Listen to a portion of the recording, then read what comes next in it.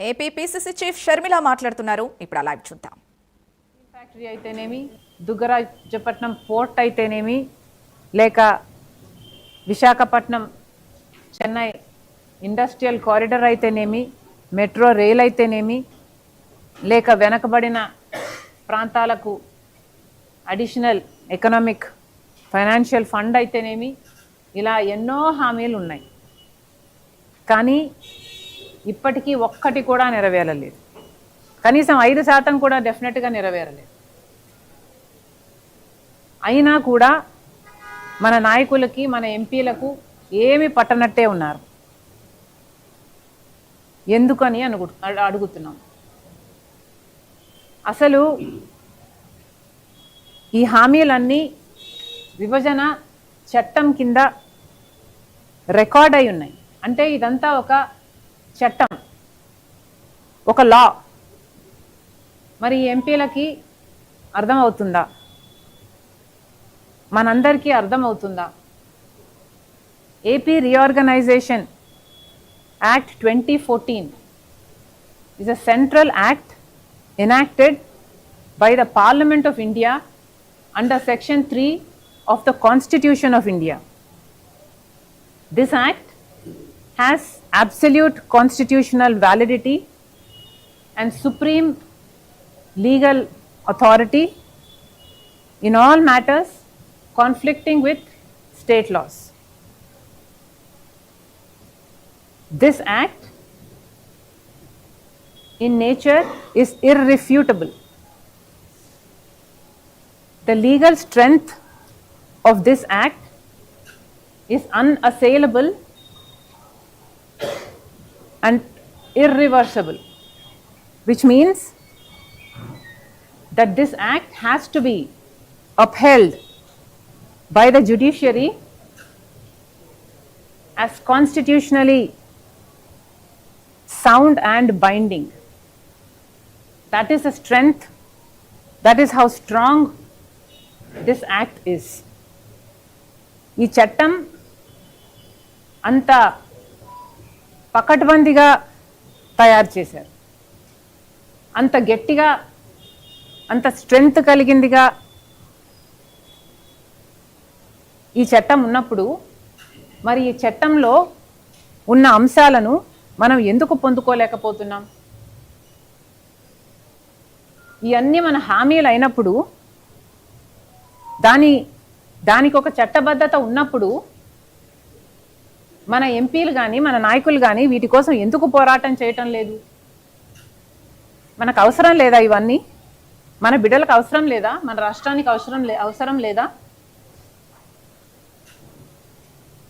ఇప్పటికే ఇంత నష్టపోయిన ఈ రాష్ట్రానికి ఈ హామీలు ఎంత ముఖ్యం, ఈ హక్కులను సాధించడం ఎంత ముఖ్యం.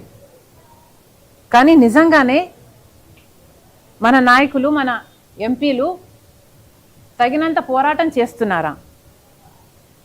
కనీసం మాట్లాడుతున్నారా? రాష్ట్ర ప్రజల హక్కుల కోసం, మన హామీల కోసం కనీసం మాట్లాడరు. కానీ ఆహా మోడీ, ఓహో మోడీ, డబుల్ ఇంజన్లు, విజన్లు, వంకాయలు అని పొగుడుతూనే ఉంటారు. మనకి చీమ కుట్టినట్టయినా లేదా? మీకు బాధ అనిపించటం లేదా? మనకు చట్టంలో లా ప్రకారంగా మనకు రావాల్సినవి మనకు రాకపోతే అవి సాధించాల్సిన బాధ్యత, ఆ భారం మీ పైన లేదా? ఎందుకని మాట్లాడటం లేదు? ఎప్పుడైనా రాష్ట్ర విభజన హక్కుల మీద కానీ, హామీల మీద కానీ పోరాటాలు చేశారా? ఎంతసేపు అక్రమ బీజేపీ బిల్లులకు మద్దతిస్తున్నారు, గొర్రెల్లా తలూపుతున్నారు.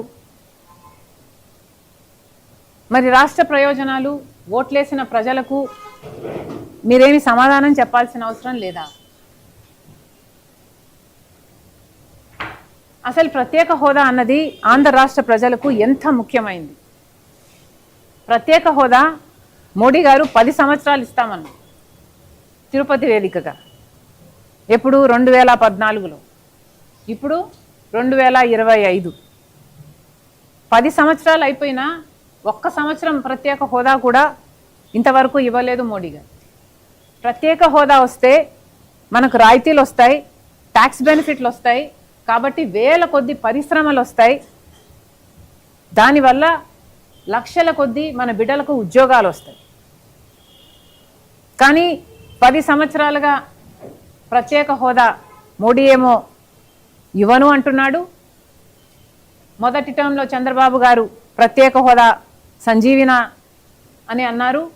ప్రత్యేక హోదా కాదు, 70,000 కోట్లతో స్పెషల్ ప్యాకేజ్ తీసుకుంటున్నామని చెప్పారు. తీరా చూస్తే చంద్రబాబు గారు దిగిపోయే టైంకి ప్రత్యేక హోదా లేదు, స్పెషల్ ప్యాకేజ్ అంతకంటే లేదు. ఇక జగన్మోహన్ రెడ్డి గారేమో మెడలు వంచి ప్రత్యేక హోదా తీసుకొస్తాం అని చెప్పారు. తీరా గెలిచిన తర్వాత ఈయనే మెడలు వంచి బీజేపీకి సలాం చేయడమే సరిపోయింది. ప్రత్యేక హోదా అసలు ఊసే లేకుండా పోయింది. ఎవరూ మాట్లాడటం లేదు, ఏ పార్టీ మాట్లాడటం లేదు, ఏ ఎంపీలు మాట్లాడటం లేదు. అసలు అదేదో బూతు పదం అన్నట్టుగా, అసలు ప్రత్యేక హోదా అన్న పదం డిక్షనరీలో లేనట్టుగా వ్యవహరిస్తున్నారు. పోలవరం ప్రాజెక్ట్ జాతీయ ప్రాజెక్టుగా చేయాలి అన్నది, నిర్మించాలి అన్నది విభజన చట్టంలో రాసి ఉంది.